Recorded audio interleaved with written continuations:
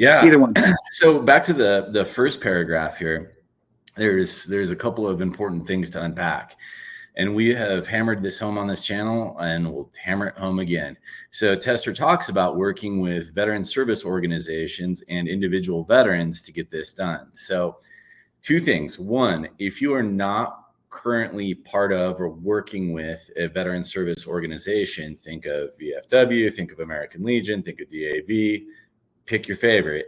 They all do good work, and they have enough, go power to get the attention of some of these elected officials, and they do a lot of good things for us. So I'm pleased to see he's working with veteran service organizations and listening to what they have to say, along with the individual constituent veterans in his state that are raising their voice to him. So I think that's really a positive thing here. Second thing is, look, guys, this doesn't have to be a standalone piece of legislation. There's plenty of stuff that we need to fix in the veterans world. We don't have to craft standalone legislation and see it through bicameral, the bicameral legislative process, House, Senate, then up to the president. Tack it onto the NDAA. I know it's a big lift. I know it's not going to happen in every case, but this is something that should have been fixed a long time ago. So the takeaway from the first part of this to me is veterans raised their voices, VSOs, veteran service organizations raised their voices, and they found a way, hopefully, to get to success, which is a bolt on to the NDAA, because we can't live without that, right? I mean, we're not going to move into 2025 without an NDAA, at some point at least. So that's what I got, Chris. I see a pensive down there. The you. pensiveness that you are detecting is like, I'm just wondering how the hell this got left out to begin with. Whether it was a carve out, whether it was a negotiation, whether it was just missed by accident because of the definition of what retirement, was. Because this isn't that old of a situation. Like 7-8 years ago, this was put in place, right? Isn't that about right? So something like that when they made the changes to the regular retirees. Yeah, honestly, and so I'm also go ahead. It could be a matter of semantics here, right? You're talking about disability compensation that you're receiving from the VA and the military medical retirement, going back to the 4 buckets that Jason tossed out on the table, is in itself, called a disability retirement from the Department of Defense, not the VA, the Department of Defense, even though they're using the same schedule of ratings. So I don't know if this was just a semantics issue back in the day where people thought, well, geez, we can't do this twice.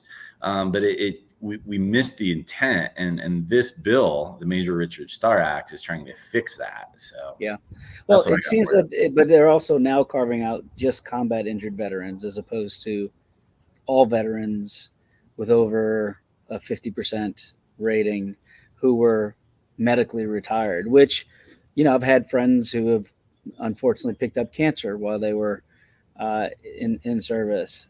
You combat that with a paratrooper jumps out and shatters both of his legs on a hard landing and can't necessarily do their job in the same manner, and they get out.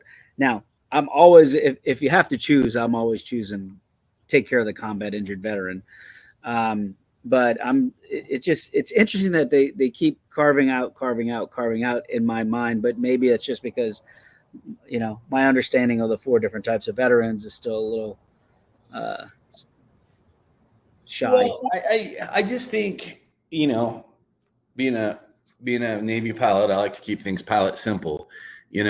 It needs to just be looked at through 2 lenses. You have a retirement annuity and you have a disability payment because you're not the whole person that you were when you went into the military. Injuries and illnesses have happened. This retirement annuity is something else. I see them as 2 distinct benefits that you might do 15 or 20 years and be fine. I mean, frankly, I think that's the exception, not the rule. But we're talking apples to oranges, and somehow they keep getting conflated. The simplest path forward to me is just to call them apples and oranges. You have a retirement annuity that you earn one of 2 ways, either doing 20 years or there's a medical retirement. And I know everyone out in YouTube Bill is going to say, well, sometimes there's a reduction in service and, you know, we're getting rid of people at 50.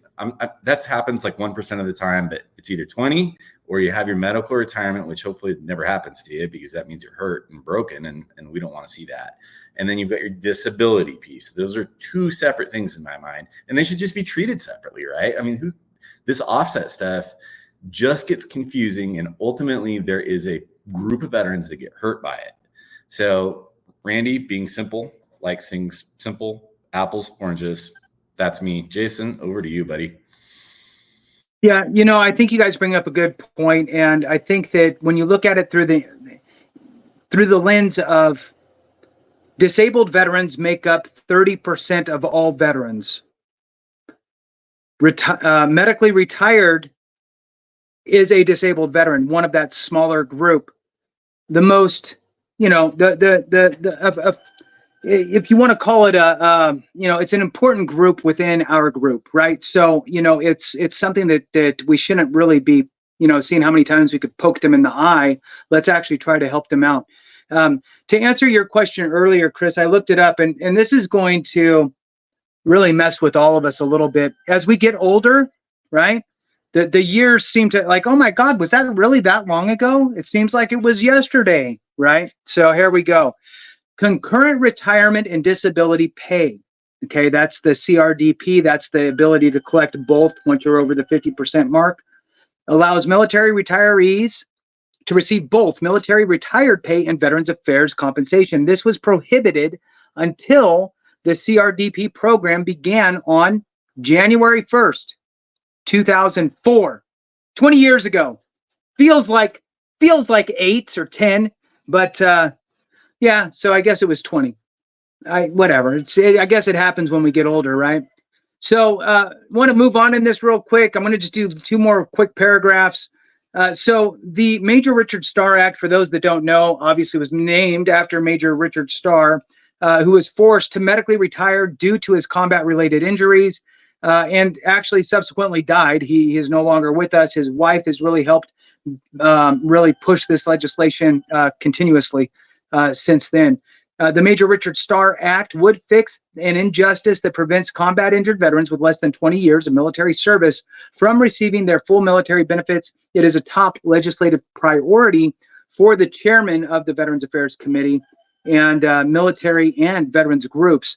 Then again, Senator Tester spoke alongside combat injured veterans who were forced to medically retire early and would directly benefit from the Major Richard Starr Act, as well as advocates from the Wounded Warrior Project, the Veterans of Foreign Wars, Military Officers Association of America, and the Military Coalition, as well as the Reserve Organization of America. So a lot of great organizations behind this piece of legislation. If you support this, whether it impacts you or not, obviously if it impacts you, you're going to support it. But even if it doesn't, and you believe in it, help your brothers and sisters out. Make a phone call, send an email, stop by your congressional member's office and let them know that you support the Major Richard Starr Act and you want to see it passed in the NDAA.